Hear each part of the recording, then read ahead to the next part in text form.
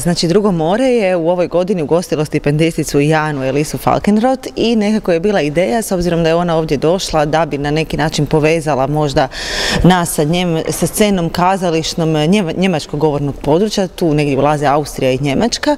Odlučili smo se kroz seriju predavanja riječkoj publici predstaviti malo bliže tu kazališnu scenu koja možda onako ovdje u Rijeci nije toliko poznata. Zapravo nije puno toga bilo i gostovalo u našem gradu vezano uz predstave koje dolaze iz Austrije ili Njemačke. Programu kroz koji provodimo ovu seriju predavanja je Refleks. Sama serija predavanja je zapravo uvod u Zoom festival koji će se održati u septembru. Do sada su bila održana već 2 predavanja, Thomas Frank iz Brut kazališta i Klaudija Bose koja je pričala zapravo sad specifiku o njezinom radu. I danas smo ovdje sa Christiane Kühl koja je novinarka, dramaturginja i sama je zapravo izvođač, izvedbena umjetnica, živi u Berlinu.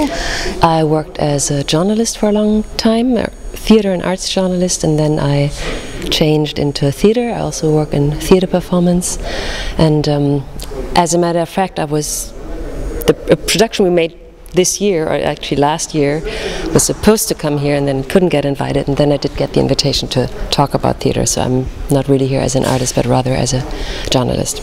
And I would like to point out or discuss a development that has happened in the past 10 years, where actually the German theater landscape changed dramatically. I mean, not dramatically, but actually I think there's a big change and people are finally starting to realize it now, which has to do with a new, basically a new Matthias Lilienthal, the director of a famous theater in Germany, called it the hunger for reality.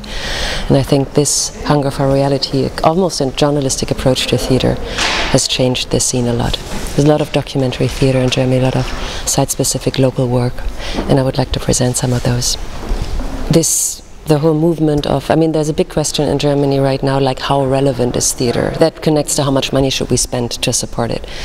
And I think there many answers are being found, because a lot of theater now has to do with participation, with get more people into the theater, or to bring theater outside the sacred halls like this one, to get more people interested in theater. Because of course our understanding of culture has changed. I mean, in a digitized world, in a globalized world, one has to be careful that the theater is not the old art or the art for the elite, but that actually people still see what the potential of theater is, and that is, of course, the liveness, that you get together.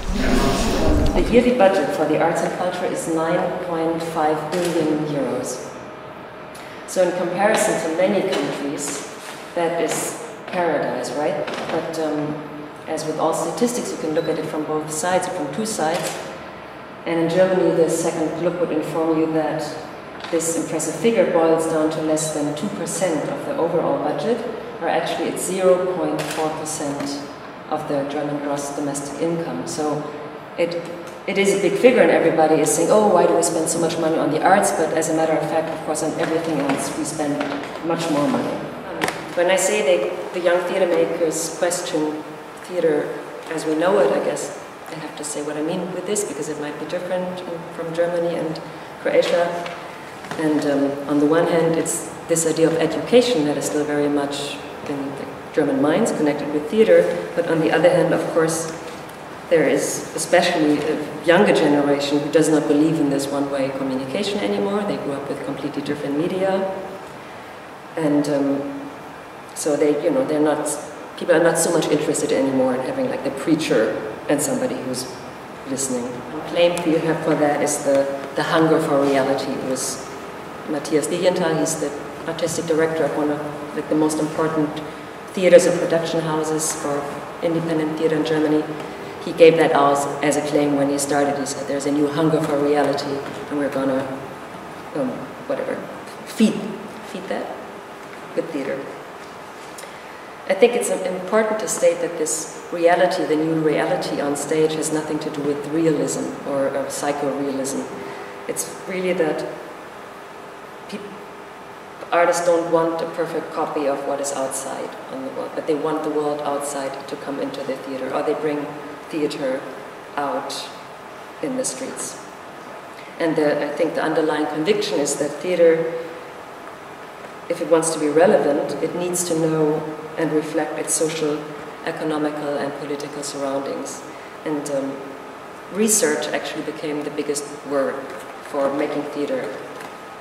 And you can tell research is really different from education, because if you say you're going to research for a play, it means you do not know more than your audience. You go out to find out, you know, you're curious. Also, the plays were not written beforehand, and then you put them on, but you would do research, you would go out in the street or in specific surroundings, work with the people, and then develop projects. Is audience still more conservative or not aware of situation that they can be involved in performance? What's your... That they what? Are they aware of situation that they can be involved in the performance, or are they just conservative as the audience? No, they're aware. I mean, this is special. Somehow, all this throwing stuff at the audience, I would say, is more like an 80s thing. I don't know if you heard of Frank Castor, but it was a lot of potato selling. It's like naked people in a way that's over. So it was kind of somehow strange that they did that again. But then, as I said, people who go to 10-hour performances are not the conservative. Of course, we also have conservative audiences, but they would never go to this, I guess, in the first place.